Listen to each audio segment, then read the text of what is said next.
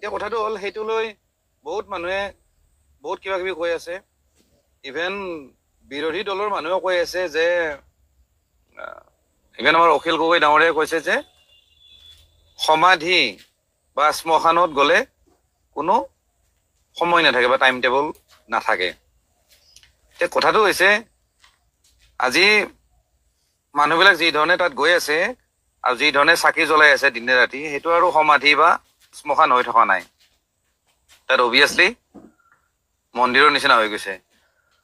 আৰু যিহেতু মন্দিৰৰ নিচিনা হৈছে, গতিকে তাত সেইমতে আমি গৈ শালীনতা অকণমান বজাই ৰখা উচিত। কাৰণ কি হয়, ময়ো বহুতবাৰ গৈছোঁ বা মই গৈয়ে থাকোঁ। কাৰণটো হ'ল মই তাত থাকোঁ, মোৰ সোণাপুৰতে ঘৰ, গতিকে মই গৈ থাকোঁ। দুদিনৰ মূৰে মূৰে এদিনৰ মূৰে মূৰে মই গৈ থাকোঁ। তাত পৰিৱেশবিলাক দেখি থাকোঁ। ৰাতি বহুত মানুহ থাকে, ক'ব গ'লে তিৰোতা মানুহ থাকে, সৰু ল'ৰা ছোৱালীও থাকে, বহুত ফেমিলি দূৰৰ দূৰৰ পৰা আহে। কিন্তু কথাটো হ'ল তাৰ ভিতৰতে কিছুমান এনেকুৱা মানে উদণ্ড মানুহ কিছুমান ওলাই আহে, বিশেষকৈ ল'ৰা দেই, এইবোৰ ছোৱালী নাথাকে। ল'ৰাবোৰে আহি বহুত উৎপাত কৰি থাকে। সিহঁতে খাই লৈ পেল হৈ থাকে। এইটো বৰ বেয়া কথা। আৰু মই সিদিনাখন নিজে দেখিছোঁ, এজন ল'ৰাই সি পিন্ধি থকা মানে সেই টি চাৰ্টটো খুলি লৈছে, পিন্ধি থকা যিটো গেঞ্জি, যিটো ভিতৰত পিন্ধে আৰু ক'ব গ'লে সেইটো লেতেৰা টাইপ আৰু ক'লা মলা হৈছে, সেইটো কিবা খুলি পেলাই ফালি পেলাই তাতে দিছে।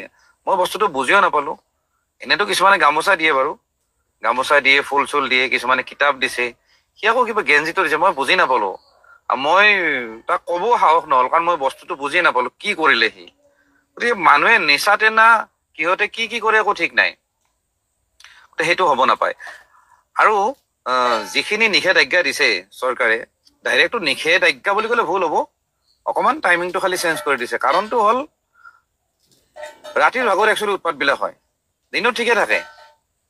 ৰাতি মেইন কথা, ইয়াতে সোণাপুৰৰ ধাবাবিলাক আছে, তাতে চবে খাই ল'ব, তাৰপিছত তাত সোমায়। যোৰাবাটৰ পৰা কিনিব, মেঘালয়ত পায়, বস্তুটো সস্তাত পায়, তাৰপিছত খাই লয় তাত যায়। আৰু বহুতে কি কৰে, গাড়ী পাৰ্কিং কৰি লয় ভিতৰত, তাৰপিছত আৰু গাড়ীৰ ভিতৰতে খাই থাকে। এনেকুৱা পৰিৱেশ আমি দেখা পাইছোঁ। আৰু যিখিনি তাতে লোকেল মানুহ আছে, স্থানীয় যিখিনি বাসিন্দা বা তাতে ৰাইজ, সেইখিনি মানুহে কিন্তু এই চৰকাৰৰ যিটো ডিচিশ্যন, এইটো কিন্তু ছাপোৰ্ট কৰিছে। আৰু ইভেন যিখিনি আৰক্ষীৰ যিখিনি মানুহ আছে, তেওঁলোকেও কিন্তু ছাপোৰ্ট কৰিছে। কাৰণটো কি জানেনে? কাৰণটো তেওঁলোকে সদায় দেখা পাই থাকে, পুলিচখিনিয়ে সদায় উদ্ভণ্ডালি দেখা পাই থাকে, বা লোকেল মানুহখিনিয়ে সদায় উদ্ভণ্ডালি দেখা পায়। এটা নহয় এটা সময়ত উদ্ভণ্ডালি হ'বই। ৰাতি চিঞৰ বাখৰ হয়, কিছুমানে ৰাজনৈতিক মানে শ্লোগান দিব ধৰে, তাতে আমুক মুৰ্দাবাদ, আমুক জিন্দাবাদ, এইবোৰ দিব ধৰে।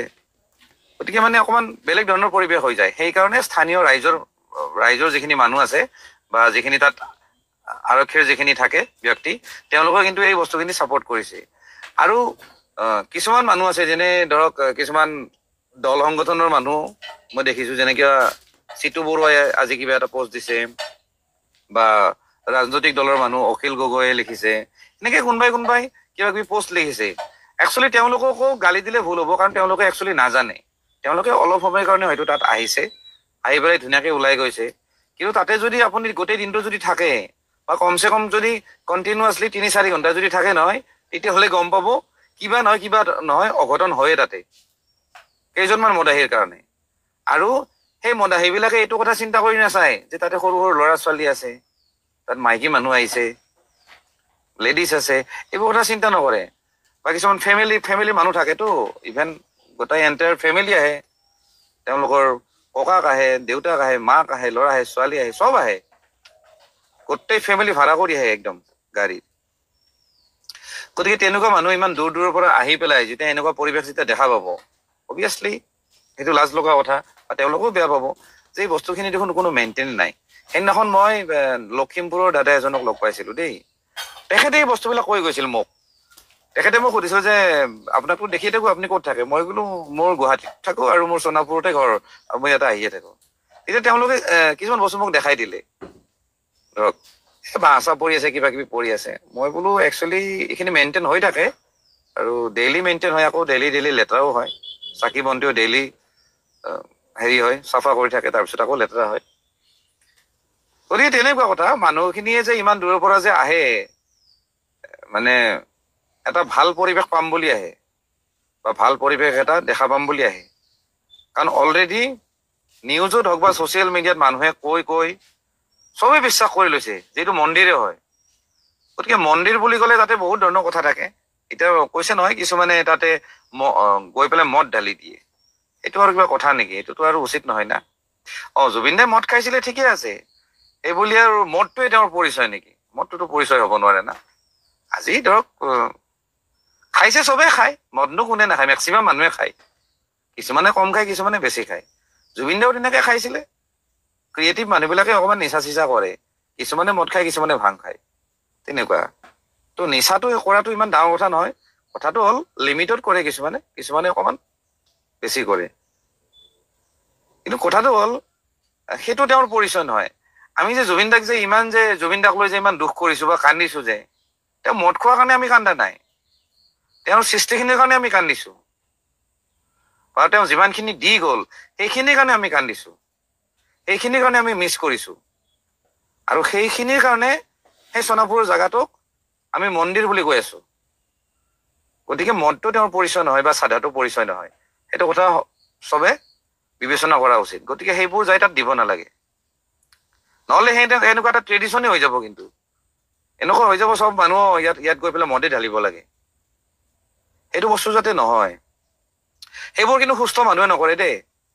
এই একাংশ মদাহীয়ে কৰে, মদটোত খাই যাব।